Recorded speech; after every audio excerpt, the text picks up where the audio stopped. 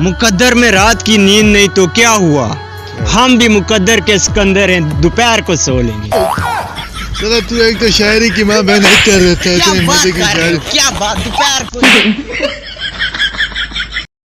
हालात चीख चीख कर बता रहे हैं दोस्तों कि वापडा, दर्जी और फ्रूट वालों का जन्नत में जाने का कोई इरादा नहीं।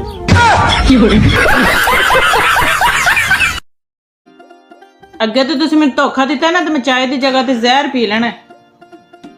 कहती है पींदी ते है नहीं। ਚੁੱਪ ਕਰਕੇ ਨਾ ਚਾਹ ਪੀਓ।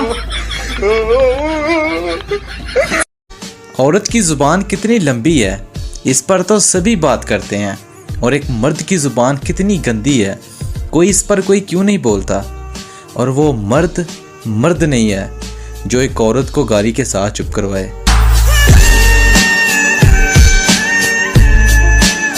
पबजी प्लेयर का ना घर अजकल बहुत फायदा है। वो सारी रात घर की हिफाजत भी कर लेंदा ते शहरी वास्ते भी उठा देंदा।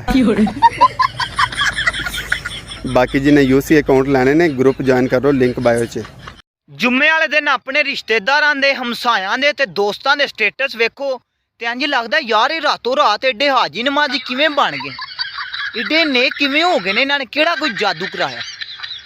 इंज स्टेटस लाए ने जिवें हाजी सदाकत दे पुत्तर ने, इंज जिवें मक्खियों पैदल आए ने। सानूं ते पता ना किड्डे को नेक ने, नून कढ के। मुझे लाइक फॉलो करने से रंग गोरा, कद लंबा और शादी जल्दी हो जाती है, आगे आपकी मर्जी।